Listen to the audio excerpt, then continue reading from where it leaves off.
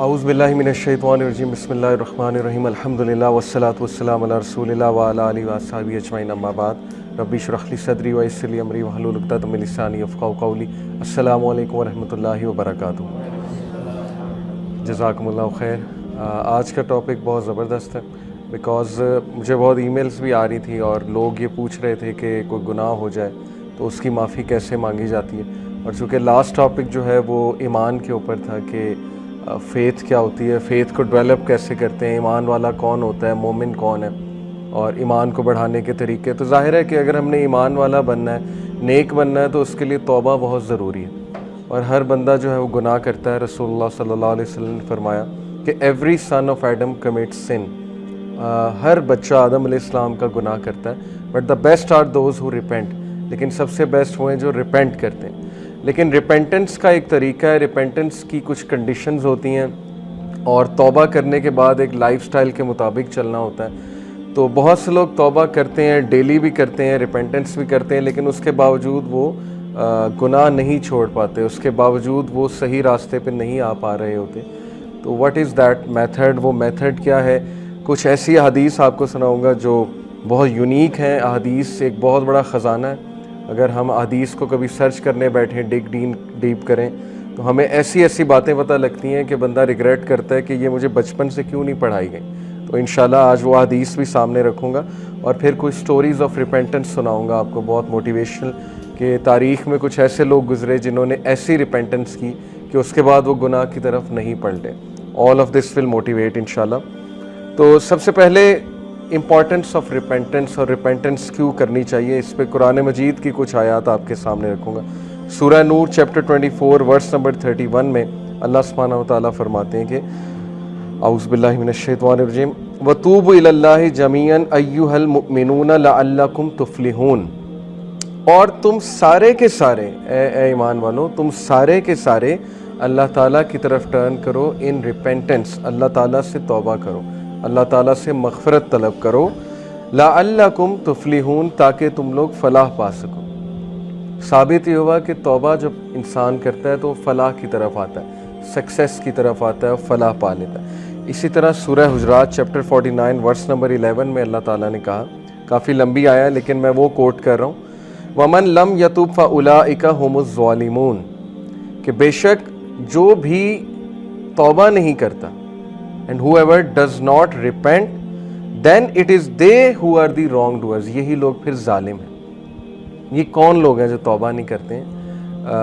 جیسے عبداللہ بن مسعود نے کہا، صحابی نے، کہ جو مومن ہوتا ہے وہ چھوٹے سے گناہ کو ایسے دیکھتا ہے جیسے ایک پہاڑ ہے، اور جو منافق ہے وہ بڑے گناہ کو بھی ایسے دیکھتا ہے جیسے ایک مکھی تھی جو ناک پر آ کر بیٹھ گئی تھی اور انہوں نے یوں جھٹک کر کے اڑا دی مکھی، یعنی ان کے لیے میٹر نہیں کرتا ہے۔ اور پھر ظاہر ہے کہ جس کے لیے گناہ میٹر ہی نہیں کرتا ہے وہ پھر توبہ بھی نہیں کرتا ہے، وہ پھر یہ سمجھتا ہی نہیں کہ مجھے اس پہ توبہ کرنی چاہیے۔ اس کے بارے میں ایک حدیث آپ کو سناتا ہوں۔ رسول اللہ صلی اللہ علیہ وسلم نے فرمایا، یہ صحیح حدیث ہے بالکل، طبرانی کی، Truly the angel on the left of a person withholds from recording the sinful deed committed by the Muslim servant who sinned for a period of 6 hours۔ یہ جو آپ کے لیفٹ پہ اینجل ہے یہ لکھتا ہے گناہ، یہ نوٹ ڈاؤن کرتا ہے، ریکارڈ کرتا ہے، اس کے بعد یہ اعمال اللہ کی طرف جاتے ہیں، حالانکہ اللہ کی نظر میں تو 1 سیکنڈ کے لیے بھی آپ کا گناہ نہیں چھپا ہوا، لیکن ظاہر ہے کہ اللہ نے ڈیوٹیز لگائی ہیں۔ یہ جو اینجل ہے منڈے اور تھرسڈے کو آپ کو پتہ ہے نا ہمارے اعمال اوپر جاتے ہیں، اللہ کے پاس جاتے ہیں، یہ اینجل 6 گھنٹے ویٹ کرتا ہے اس سے پہلے کہ آپ کا گناہ درج کر لے۔ حدیث سنا رہا ہوں، if the servant regrets committing the sin and asks Allah for forgiveness, the angel does not write down his sin۔ اگر وہ بندہ گناہ کی توبہ کر لیتا ہے، ندامت شو کرتا ہے، تو اینجل اس گناہ کو نہیں لکھتا، otherwise the angel records it as one bad deed، otherwise وہ ایک گناہ لکھ لیا جاتا ہے۔ اور اللہ کی آپ مغفرت دیکھیں، اللہ تعالیٰ کی آپ جو ہے وہ ہمارے ساتھ مرسی دیکھیں کہ ایک جب ہم اچھا کام کرنے کا ارادہ رکھتے ہیں تو یہ اینجل لکھ لیتا ہے، یہ ویٹ نہیں کرتا ہے 6 آورز، یہ اسی وقت لکھ لیتا ہے ایز ون گڈ ڈیڈ، اور جب ہم کرتے ہیں تو وہ 10 سے ملٹیپلائی کرتا ہے۔ ٹھیک ہے، ہم کہتے ہیں کہ اللہ تعالیٰ کہاں ہماری مدد کر رہا ہے، اللہ ہم سے پیار نہیں کرتا ہے۔ اگر یہ آپ کو پیار نظر نہیں آ رہا تو آئی ڈونٹ نو کہ پھر پیار کیا ہے اللہ کا۔ اور گناہ کے معاملے میں یہ ہے کہ 6 گھنٹے ویٹ کرتا ہے، جب انسان جو ہے گناہ کرتا ہے. ہیونگ سیڈ اٹ, کچھ کبیرہ گناہ ہوتے ہیں, ظاہر ہے مرڈر کر دیا کسی نے کسی کو, یہ وہاں نہیں 6 گھنٹے ویٹ ہو رہا. ظاہر ہے کہ مرڈر کی پھر ایک وہ سزا بھی ہے. کچھ گناہ ایسے ہوتے ہیں کہ ان کی سزا ہے اور شریعہ میں ان کی سزا ہوتی ہے, جیسے زنا ہے, زنا کی سزا دی رسول اللہ صلی اللہ علیہ وسلم نے. اور ظاہر ہے کہ جیسے میرڈ کپل کی زنا, تو وہ اس پہ ہم انشاءاللہ آئیں گے, اس پر ہم جو ہے وہ ابھی بات کریں گے. تو یہ حدیث بڑی موٹیویشنل ہے, اسپیشلی آج کے دور میں کہ لوگ گناہ کرتے ہیں لیکن اس کے بعد ڈی موٹیویٹ ہو جاتے ہیں, اسپیشلی تنہائی کے گناہ, رات کے گناہ. لیکن یہ حدیث ہمیشہ یاد رکھیں اپنے آپ کو موٹیویٹ کرنے کے لیے. اسپیشلی ایک اور حدیث اس کے زمرے میں کہ رسول اللہ صلی اللہ علیہ وسلم نے فرمایا, follow a bad deed by a good deed, follow an evil deed by a good deed, it will wipe out the bad deed. کبھی بھی اتنا ڈی موٹیویٹ نہ ہو, کبھی بھی اتنا گیو اپ نہ کریں گناہ کر کے کہ آپ کھڑے ہی نہ ہو سکیں. ٹھیک ہے, فوراً سے توبہ کریں, فوراً سے واپس آ جائیں, فوراً سے جو ہے وہ اللہ سے بات کریں, فوراً سے کوئی اچھا عمل کرنے کی کوشش کریں, کہ وضو کریں, 2 نفل پڑھ لیں, بیکاز ظاہر ہے کہ نماز بھی جو ہے وہ برے اعمال کو جو ہے وہ مٹا دیتی. یہ بھی ایک حدیث سے ثابت ہے. ایک صحابی رسول اللہ صلی اللہ علیہ وسلم کے پاس آئے اور ہی سیڈ کہ آئی کسڈ اے وومن, شہوت میں, یہ بہت بڑی بات ہے اس معاشرے میں, اسپیشلی اس معاشرے میں.